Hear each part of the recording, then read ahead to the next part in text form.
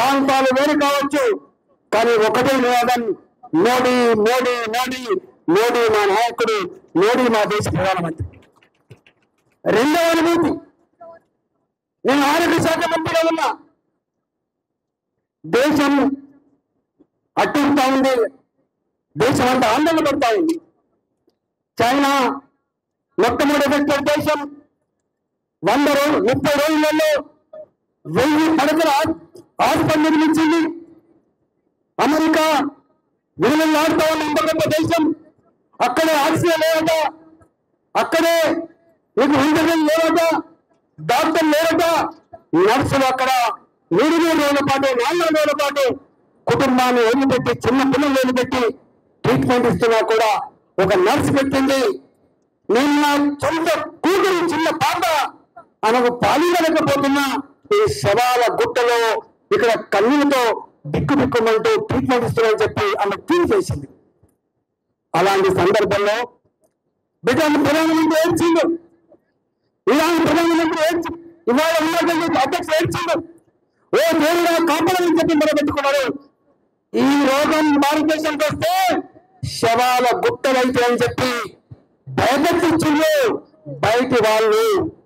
కానీ మోడీ గారు మాత్రం భయపడలే, మోడీ గారు మాత్రం కళ్ళను కాల్చలే. ఇప్పుడున్న ఈ పరిస్థితుల్లో ప్రజానికానికి ధైర్యం ఇవ్వడమే ఇప్పుడున్న మమ్మని చెప్పి దేశ ప్రజానికానికి ధైర్యాన్ని ఇచ్చిన మహానాడు నరేంద్ర మోడీ గారు. ఆనాడు ఇవాళ మన కిషన్ గారు చెప్పిన స్కీమ్ 81 కోట్ల మందికి, 81 కోట్ల మందికి ప్రతి మనిషికి ఈ ప్రాంతం ఆ ప్రాంతం అంటేనే లేకుండా, ఈ మనిషి ఆ మనిషి అంటే లేకుండా 5 కిలోలు చొప్పున బియ్యం ఇచ్చి కడుపు నిండా అన్నం పెట్టే కాదు, ఈ రోగం ఎఫెక్ట్ ఇంకో 5 ఏళ్ళు ఉంటుందో 10 ఏళ్ళు చెప్పి 2029 వరకు 5 కిలోల బియ్యం చొప్పున ఇచ్చి మానవత్వాన్ని చాటుకున్న మహనీయుడు నరేంద్ర మోడీ గారు. వాళ్ళ మన దేశాన్ని థర్డ్ వరల్డ్ కంట్రీ అంటాం, ఇది పేద దేశం. మన వ్యాక్సిన్ కావాలంటే, మనకు ఇంకో టెక్నాలజీ కావాలంటే అమెరికా కావాలి, వెస్టర్న్ కంట్రీస్ కావాలి. కానీ నరేంద్ర మోడీ గారు ఈ ప్రజలలో ఉన్న భయం పోవాలంటే, ఈ కరోనా రోగం పోకపోతే దేశం అభివృద్ధి చెందలేదని చెప్పి అనేక ప్రోటోకాల్స్ ఉంటాయి. వ్యాక్సిన్ ఉత్పత్తి చేయాలంటే ఇప్పుడున్న పరిస్థితులలో చూడవలసింది ప్రోటోకాల్స్ కాదు, ఇప్పుడున్న పరిస్థితుల్లో ఒక వ్యాక్సిన్ కావాలని చెప్పి ఇవాళ స్వయంగా హైదరాబాద్ లో 2 కంపెనీలకు ఆర్డర్ ఇచ్చిండు. భాజపా భారత ట్రెజరీకి చెక్కులు ఇచ్చి అడ్వాన్స్ ఇచ్చి ఇంత గొప్ప వ్యాక్సిన్ ప్రోగ్రామ్ కి సామాన్యులు రీసెర్చ్ చేయలేరు, సామాన్యులు ఉత్పత్తి చేయాలని చెప్పి ఇవాళ భాజపా ప్రభుత్వ పరంగా ఉన్న డబ్బునిచ్చి వ్యాక్సిన్ ఉత్పత్తి చేసి ఇంతమంది వారు చెప్పినట్టుగా 1, 2, 3 కాదు డోసులు ఇచ్చింది. ప్రపంచానికి వ్యాక్సిన్ ఇచ్చి ప్రపంచ ప్రజానికాన్ని ఆదుకున్న దేశం భారతదేశం. వారు ప్రపంచం తిరుగుతూ ఉంటే ఒక రోజు నేను చూసిన కల్లారా, ఒక దేశ ప్రధానమంత్రి ప్రెసిడెంట్ ఆయన మోడీ గారు కాళ్ళ మీద పడి వేడుకున్నాను, నేను ఆ దేశాన్ని రక్షించిన అని చెప్పి వ్యాక్సిన్ ఇచ్చి. అది భారత్ వాళ్ళ make in India, made in India. Research లేకపోతే డెవలప్మెంట్ లేదు, రీసెర్చ్ కి ప్రోత్సహించాలి. మేధా సంపత్తికి కొనలేని దేశం భారతదేశం. మన మేధా శక్తి పరాయి దేశాలలో విడుదల చేస్తా ఉంది, పరాయి దేశంలోకి ఉపయోగపడతా ఉందని చెప్పి ఇవాళ స్టార్టప్లకి ఊతనిచ్చి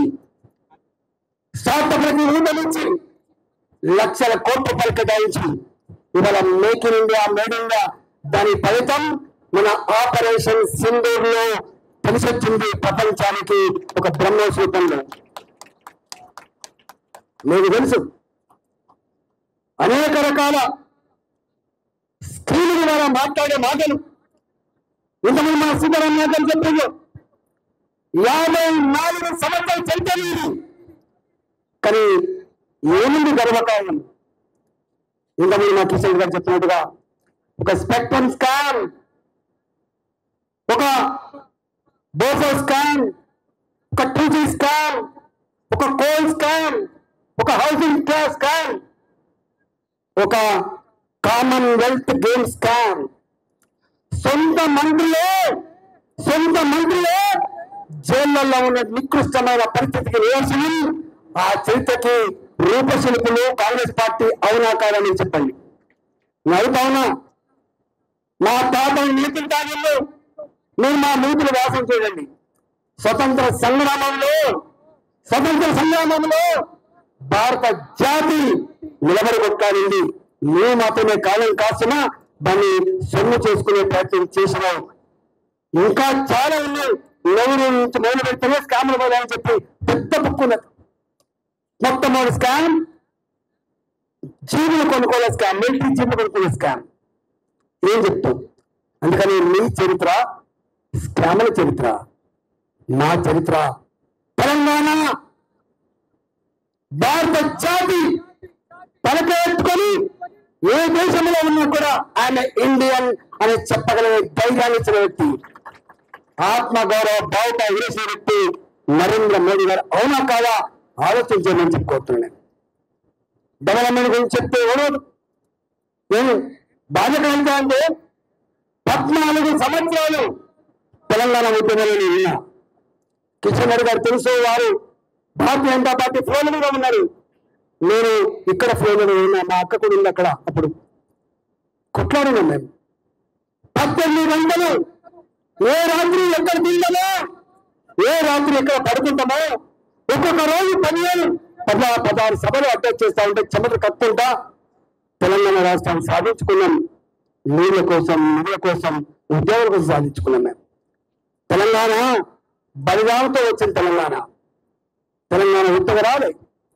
ఇవాళ రేవంత్ రెడ్డి గారు అంటున్నారు, ఆయన ఏదైనా మాట్లాడుతున్నాడు. ఇవాళ నీవు మాట్లాడిన మాటగా ముఖ్యమంత్రి గారు తెలంగాణ ప్రజల ఆత్మస్థైర్యం దెబ్బతిన్నది. తెలంగాణ ప్రజలు ఏ సెంటిమెంట్తో, ఏ ఆత్మగౌరవంతో బతికేవాళ్ళు, ధైర్యంగా బతికేవాళ్ళు, ఇవాళ ఆ ఆత్మగౌరవాన్ని కథం పట్టించింది రేవంత్ రెడ్డి. నేను కూడా ఆర్థిక మంత్రి పనిచేసిన. భారతీయ జనతా పార్టీ ప్రాజెక్టులకు వ్యతిరేకం కాదు, భారతీయ జనతా పార్టీ అభివృద్ధికి వ్యతిరేకం కాదు. నేను మోడీ గారికి మాట అమ్ముకుంచేదనుకునే సందర్భంలో వారు స్వయంగా నీతి ఆయోగ్ మొట్టమొదటి సభలో ఉన్న మాట ఏంటంటే, అందరూ రాష్ట్రాల ముఖ్యమంత్రులు ఉన్నారు. ఆ ముఖ్యమంత్రి సమావేశంలో నాకు ఏ రాష్ట్రంలో ఏ పార్టీ అధికారంలో ఉందో అవసరం లేని సబ్జెక్టు, నాకు అవసరమైన సబ్జెక్టు అన్ని రాష్ట్రాలు కూడా అభివృద్ధి చెందాలన్న కాన్సెప్ట్. వారి మాటలు చెప్పాలంటే రాష్ట్రాల అభివృద్ధిలోనే దేశ అభివృద్ధి ముడిపడి ఉందని చెప్పిన మానవుడు నరేంద్ర మోడీ గారు గుర్తుపెట్టుకోండి. ఆనాడు అహంకారంతో కేసీఆర్ అహంకారంతో ఏ ముఖం పెట్టుకొని తెలంగాణకు వచ్చాయని చెప్పి పోస్టర్లు వేసిండు. ఆనాడు ఒకనాడేమో అదే మనిషి అదే నోటితో మాట్లాడంటే పెద్ద విజనరీ. ఇప్పటికి మీరు చూడండి, అసెంబ్లీలో నేను డిమానిటైజేషన్ సందర్భంలో ఆయన ఇచ్చిన ఉపన్యాసం ఇప్పటి చూడండి, అనేక ఉపన్యాసాలు ఇప్పటి చూడండి. ఆయన మాట ఏంటంటే స్థితప్రజ్ఞుడు, గొప్ప విజనరీ, కమిట్మెంట్ ఉన్న వ్యక్తి, దేశాన్ని ఐక్యంగా నడుపుతున్న వ్యక్తి అని చెప్పింది. అదే వ్యక్తి కళ్ళు నెత్తికెక్కిన తర్వాత ఏ ముఖం పెట్టుకొని తెలంగాణకు వస్తా అని చెప్పాడు. ఇవాళ అంటున్నా కదా, నేను అంటున్నా రామగుండం మహిళల ఫ్యాక్టరీ ఎప్పుడు మీదది ఎవరి కాలేజీలో నేను జిల్లాలోసింది 25 ఏళ్ల క్రితం మూతపడ్డది. కానీ నా తెలంగాణ రైతాంగం ఇళ్ల కోసం చెప్పులు లైన్లలో పెట్టి సొమ్మ చెల్లిపోయిన చరిత్ర తెలంగాణది. ఎరువులు దొరకక, విత్తనాలు దొరకక అవస్థపడ్డ ప్రాంతం తెలంగాణ. ఎవరు కోరలే, ఎవరు ఉద్యమాలు చేయలే. మా ప్రభుత్వం లేదు ఇక్కడ, భారతీయ జనతా పార్టీ ప్రభుత్వం. కానీ 6,300 కోట్ల వెచ్చించి రామగుండం ఎరువుల కర్మాగారాలు ఓపెన్ చేసి నా తెలంగాణ రైతాంగానికి ఎరువుల ఇబ్బంది లేకుండా చేసిన నాయుడు మోడీ గారు అవునా కాదా చెప్పగల దమ్ము టీఆర్ఎస్ కుండా బీఆర్ఎస్ కుండా కాంగ్రెస్ పార్టీ కుండా చెప్పి అడుగుతా ఉన్నా. All India institute of medical sciences ఒక ట్రైబల్ విశ్వవిద్యాలయం ఇట్లా చెప్పుకుంటే వీళ్ళు చాలా ఉన్నాయి. అందుకే తెలంగాణకి ఇవాళ ఆదుకున్నది. ఇవాళ ఇంతకుముందు కిషన్ గారు చెప్పినట్టుగా నినాదాలు కాజీపేట కోచ్ ఫ్యాక్టరీ ఇవాళ అది రియాలిటీ. మా వరంగల్ జిల్లాలో మా శేఖరరావు గారు అంటున్నారు.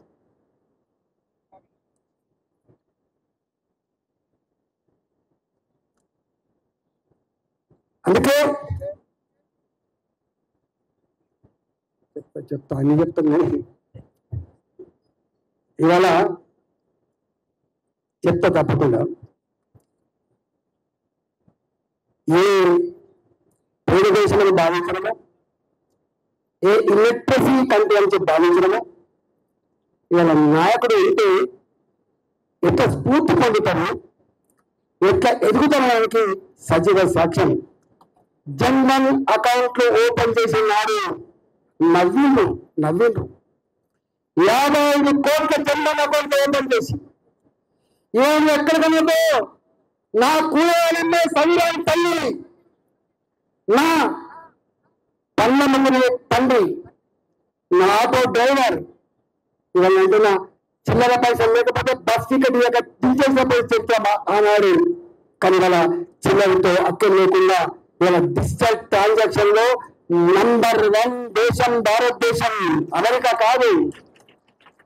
కాదు భారతదేశం. నాయకుడు ఊహిస్తారు ఎవరైనా ఇంత గొప్పగా అనేకం ఉన్నాయి. ఆపరేషన్ గంగా, ఆపరేషన్ దేవి, ఇవాళ సర్వే జనే సుఖినో భవంతు, ప్రజలందరూ చల్లగా ఉండాలనుకునేటువంటి దేశం. ఇందులో విద్యాసాగర్ మాట చెప్పింది, అమెరికా కాదు ప్రపంచంలో మొట్టమొదటి నాగరికత, ప్రపంచంలో మొట్టమొదటి దేశం భారతదేశం. విశ్వగురు తారవల ఉన్న దేశం భారతదేశం. నా దేశం విదేశీయుల దుర్మార్గాలకు, వాళ్ళ దురాక్రమణకు కానీ ఒక్కడి కోల్పోలే. ప్రాణాలను వదిలిపెట్టిన తప్ప కళ్ళ ముందే కుటుంబ సభ్యులను చంపుతున్నప్పటికీ కూడా చంపుతున్నాను తప్ప సంస్కృతిని వదిలిపెట్టని, సంస్కారాన్ని తప్పని ఇవాళ భారత జాతి గౌరవాన్ని కాపాడిన నాడు. అందుకే వాళ్ళు ఇంగ్లీష్ వాళ్ళు లేదా నమ్మదీయులు ఆక్రమించినప్పుడు ఏం చేసినా నీ విశ్వాసాన్ని చేయలేకపోయినాను, ఏం చేసినా నీ పద్ధతులు మార్చలేకపోయినాని చెప్పారు. ఆ పద్ధతులు ఆ విశ్వాసాలు మళ్ళీ వెతుకుంటూ ఇవాళ భారత్ మళ్ళీ మోడీ గారి నాయకత్వంలో విశ్వగురు స్థానానికి ఎదుగుతా ఉంది, విశ్వగురు స్థానం ఎదుగుతా ఉంది. మన అయోధ్యలో రామాయణం కాదు, ఏం ముస్లిం కంట్రీలలో ఇవాళ ఒక సౌదీ అరేబియాలో మా ప్రజలు పూజలు చేసుకోవడానికి, మా విశ్వాసాలు కావాలంటే అక్కడ కూడా ఆలయం కావాలి. ఆలయాన్ని కట్టించిన నాయకుడు మోడీ గారు అవునా కాదా ఆలోచించుకోమని చెప్పబోతున్నా. ఇది మీ దృష్టిలో చిన్నది కావచ్చు, కానీ ఆస్తుల కంటే అంతస్తుల కంటే గొప్పది విశ్వాసం, నమ్మకం, సంస్కృతి సాంప్రదాయాలు. కాబట్టి ఎన్నో చూసినా మీ ముఖాలకు ఇవాళ మోడీ గారి మీద కుట్రలు దేశంలో కాదు ప్రపంచ దేశాల్లో కూడా జెలిసి ఉంటది, కుట్రలు ఉంటాయి. ఏదంటే మా కిషన్ గారు చూస్తే ఎప్పుడు మా కిషన్ గారు పేపర్ ఎడిటింగ్స్ కోసం మాట్లాడు, టీవీలలో సంచారాల కోసం మాట్లాడు, ఎవిడెన్స్ ఉంటే తప్ప చరిత్ర తెలిపే తప్ప అది ఆచరణ చూస్తే తప్ప మాట్లాడదు. మేమందరం పొలిటికల్ మాట్లాడి ఉంటాం, ఉన్నంతలో ఉంటాం. కానీ కొంతమంది ఆ క్షణంలో ఒక వార్త కావాలి, సంచలనం కావాలి. కానీ నాకు తెలిసి మోడీ గారు నా 11 ఏళ్ళు చూసిన ఒక్కనాడు కూడా ఒక ప్రెస్ మీట్ పెట్టాడు. Work will speak, work will speak. మాట్లాడద్దు.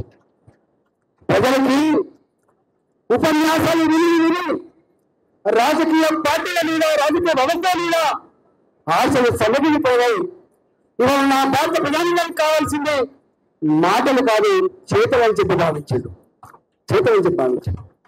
ఇంతమంది మనం వన్ ఆఫ్ మనం లాల్ చౌక్, నా జమ్మూ అండ్ కాశ్మీర్ లో నా జెండా ఎగరాలంటే, నా చట్టం అమలు కావాలంటే ఆనాడు ప్రాణం గాల్లో కలిసిపోయేది.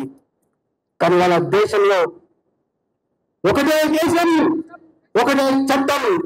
ఆనాడు ఒకటే దేశం కోసం, ఒకటే చట్టం కోసం బలిదానం చేసిన బిడ్డ శ్యామా ప్రసాద్ ముఖర్జీ గారు. దాన్ని ఆచరించి చూపిన మోడీ గారు. దేశం మొదలు, తర్వాతనే పార్టీ, తర్వాతనే రాజకీయాలని చెప్పి ఆచరించిన వ్యక్తి మోడీ గారి వల్ల. 370 ఆర్టికల్ నా డాక్టర్ ఆయన మొన్న పార్టీ చేయవచ్చని చెప్పాను. ఏం సాధించిన మోడీ అని చెప్పి అడుగుతున్న కొంతమంది తెలుగు ఒక్కళ్ళు ఏం సాధించలే. జమ్మూ అండ్ కాశ్మీర్ లో నేను దోకల్లో పనిచేసిన, రక్తం మడుగులలో గిరగా కొట్టుకున్నా, నా సైన్యం వచ్చినప్పుడు వాళ్ళు కాపాడే ప్రయత్నం చేసిన. ఇవాళ ఏం సాధించలేదు కానీ నా జమ్మూ అండ్ కాశ్మీర్ హాస్పిటల్లో నా రక్తం మడుగులలో గిరగిల కొట్టిన సైనికులు అని చెప్పింది ఆ డాక్టర్. దాన్ని ఏం తెలుస్తాను? ఉన్నదా బోడో ఉద్యమాలు, ఉన్నదా మిజోరాం ఉద్యమాలు. ఇలా ఇక్కడ అలాంటి ఏర్పాటు ఉద్యమాలు ఉన్నాయంటే కొద్దిమంది రాజకీయాలు ఎజెండాగా బతికేవాళ్ళు, స్వార్థపరులు, దేశం విడిపోతుందని చెప్పి భావించే వాళ్ళు, చిల్లర వాళ్ళు కొంత ప్రేరేపించడం. కానీ ఇవాళ దేశ ప్రజానికం అన్ని రకాల అర్థం చేసుకున్నాను. ఆపరేషన్ సింధూర్ గురించి కిషన్ గారు చెప్పింది, నేను చెప్పాల్సి ఎక్కడ కానీ చివరగా ఒక మాట చెప్తా. కిషన్ రెడ్డి గారు ఇందులో చెప్పింది వారు నిజంగానే నేను గర్వపడుతున్నా ఇక్కడ ఎంతో సరే ఎన్ని సమస్యలు పరిష్కరించుకున్నా మా కార్పొరేట్లు ఇక్కడ సజీవంగా ఉన్నారు. నాకు బాగా నచ్చిన ఒక సందర్భం ఏంటంటే మా శ్రీరాణి సలీనగర్ కార్పొరేటర్ ఉన్నారా నాకు వాళ్ళ దిగులు పోయినది. నాకు అన్నం పెడుతూ రాయమైనా నేను చేయబట్టి భారతీయ జనతా పార్టీ కార్పొరేటర్ ఏర్పాటు మీద నాకు 2 కోట్లు వచ్చినాయని చెప్పింది. అంటే నా 3.5 సంవత్సర కాలంలో ఒక్కనాడు కూడా భారతీయ జనతా పార్టీ కార్పొరేటర్లకి వాళ్ళ రూపాయల మీద ఒక నీళ్ళు అయ్యారన్నా ఎలా ఇస్తే వాళ్ళ రూపాయలు ఇచ్చుకుని తప్ప మా రూపాయలు ఇవ్వలేదు. మన దేశంలో లేరు, కాలంలో లేదని అంటాం. నేను కావచ్చు గతంలో ఆర్థిక మంత్రిగా పనిచేయచ్చు, పదవులు అనేది ఇవాళ ఉంటే రేపు పోతాయి. పదవి సాధ్యం కాదు. ఇవాళ మా కిషన్ గారు కేంద్ర మంత్రి ఉన్నారు, రేపు గొప్ప ఎదగచ్చు లేకపోవచ్చు. నేను ఆర్థిక మంత్రిగా ఎంపీ ఉండొచ్చు. కానీ మానవ సంబంధాలు శాశ్వతం. ప్రజల అభివృద్ధి శాశ్వతం. ప్రజలు ఉంటే గుర్తుపెట్టుకోరు, నమస్కారంగా గుర్తుపెట్టుకోరు. ప్రజలకు నిన్ను జరగాలి. కాలుకు నిలుగుతే తన్నుతో పెట్టే నాకుడు ఇలాంటి కోరుకుంటారు వాళ్ళు. రెండోది అభివృద్ధి కూడా కోరుకుంటారు. ఇలా పాప జాగరి వాళ్ళు భారతీయ జనతా పార్టీ కార్పొరేటర్లు, భారతీయ జనతా పార్టీ శాసనసభ్యులు, లేకపోతే ఎందుకో శాసనమండలి సభ్యుల లెక్క కాదు. డబ్బు ప్రజలు కట్టిన డబ్బుకు కాపాడదాడు ప్రభుత్వం తప్ప ఇంకోటి కాదు. రేపు మొత్తం కనుక సంకృతి ప్రజలు ఇంత నిమిషంలో వ్యవహరిస్తారంటే రాష్ట్రానికి ముఖ్యమంత్రి మంత్రులు కూడా రాష్ట్రానికి మంత్రులు ఉంటారు. మరి రాష్ట్రానికి ముఖ్యమంత్రిగా మంత్రులు కావాలి. అన్ని ప్రాంతాల అభివృద్ధి ఇవాళ రాష్ట్రాల అభివృద్ధిలోనే దేశ అభివృద్ధి మెరుగుపడిందని చెప్పిన నాయకుడు నరేంద్ర మోడీ గారు మీకు ఆదర్శం కావాలి. బాబు ఇక్కడ కూడా గ్రామాల జిల్లాల గ్రామాల, మండలాల, జిల్లాల అభివృద్ధిలోనే రాష్ట్ర అభివృద్ధి నిలబడిందన్న విషయం మర్చిపోవద్దు. మీకు తెలుసా, ఇవాళ నా గ్రామాలలో పెరిగే చెట్టు, పారే మురికి నెల కాలువ, నడిసే సిమెంట్ లోటు, నడిసే గ్రామ సచివాలయాలు, నడిచే నా అంగన్వాడీ కేంద్రాలు, ఇవాళ చౌరస్తాలో 8 లైట్లు, నీ కొత్తగా చెప్పుకునే తడిచెత్త షెడ్లు, చివరికి చచ్చిపోతే కాల్చే శ్మశాన వాటికలు, ఎవరు నువ్వు పట్టి వాడకుండా ఉన్న నా రైతు వేదికలు, ఇవన్నీ కేంద్ర ప్రభుత్వ నిధులు మాత్రమే. అయితే భారత ప్రజానికం కట్టిన డబ్బు పైసలు బాబు. ఎక్కడిది మీ ముఖాలకు? ఇవాళ నగరాలు గొప్పగా అభివృద్ధి చెందుతా ఉన్నాయి, దాని తగ్గట్టుగా రాష్ట్రాలు డబ్బులు ఇస్తలేరు. దాన్ని ఫుల్ఫిల్ చేయాల్సిన బాధ్యత అని చెప్పి స్మార్ట్ సిటీ ఎవరు తెచ్చింది బాబు? ఎవరు తెచ్చింది స్మార్ట్ సిటీ పేరు? అమృతి నగరాలు ఎవరు తెచ్చిండు? ఇవాళ ముందే కిషన్ గారు మా మంత్రి గారితో ఓపెన్ చేయించారు. నా ఉప్పల్ ఫ్లైఓవర్ నీరు కాదు బిడ్డ, నా కుప్పల్లో ఫ్లైఓవర్ వేల కోట్ల నీరు కాదు బిడ్డ. ఇవాళ 120 కిలోమీటర్ స్పీడ్ తో మంత్రులారా మీరు ప్రయాణించే రోడ్లు నీరు కాదు బిడ్డ. ఆరాంగల్, రేపు శామీర్పేట, రేపు నా మేడ్చల్ మెట్రో, ఇవాళ డబ్బులు ఇవ్వకపోయినా నిర్మాణం జరుగుతున్న ఇవన్నీ ఎవరివి? మీ కళ్ళు కూడా చూడలేని కబోతులు వేరు. ఇవాళ నేను ఒకటే విజ్ఞప్తి చేస్తున్నా, ఎన్ని చేశానో నాకెరక. ఇలా మా నర్సవాడి ఇక్కడేవాడు, మా జీవడి ఇక్కడేవాడు 30 ఏళ్ళు కిషన్ రెడ్డి సార్ ఒక దగ్గర చిన్న సమస్య, 30 ఏళ్ళు మంత్రులు అందరు ఒకసారి 45 కాళ్ళ సమస్య, 30 ఏళ్ళ సమస్య. అది మరి ప్రభుత్వం లేదా మంత్రులు ఏమన్నారు? నేను పోయిన 30 నిమిషాల్లో పరిస్థితి వచ్చాను, 30 నిమిషాలే. అది మా వాళ్ళకి నా మల్లికార్జునితో అల్లతోని దుర్మార్గపు ఆలోచన నా హైడ్రా, దాని మీద పురోగమనం కాదని ఇవాళ భారతీయ జనతా పార్టీ మల్లికార్జున నాయకత్వం వారికి సాయం చేశాడు. మూసి నది పేద నా 10 కాయలేసి కూడా నా మహిళ తెగల ఇంత అంత కాదు,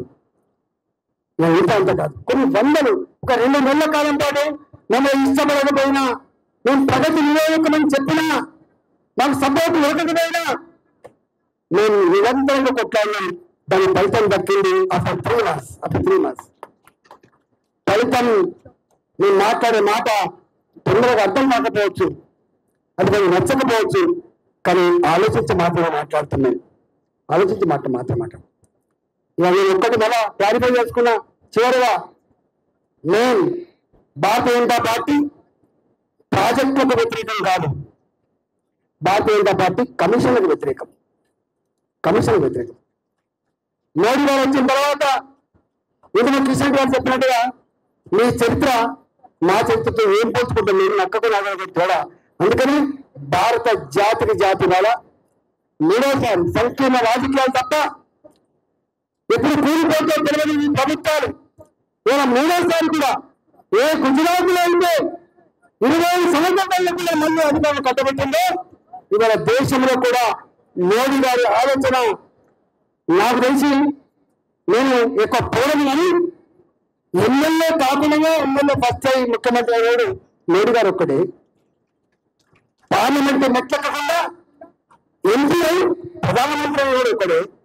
3వసారి కూడా ఏది లేకుండా మళ్ళీ ప్రధానమంత్రి ఒకడే.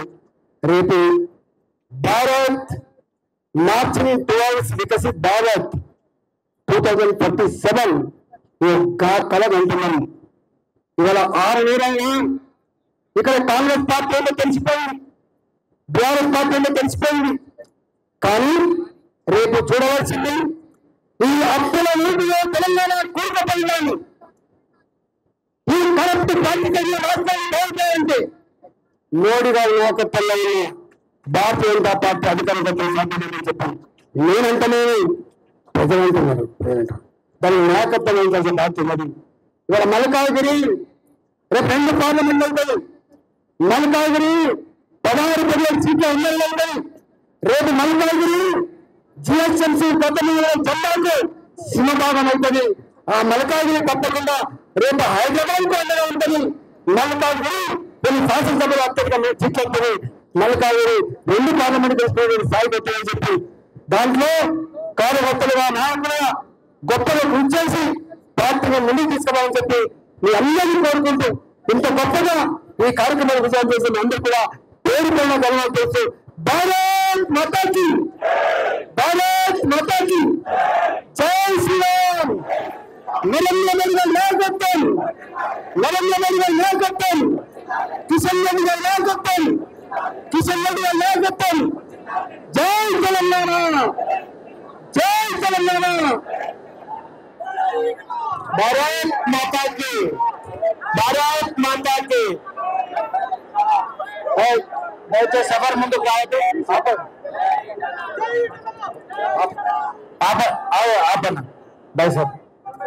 अंदर కూడా అట్లనే ఉండాలి.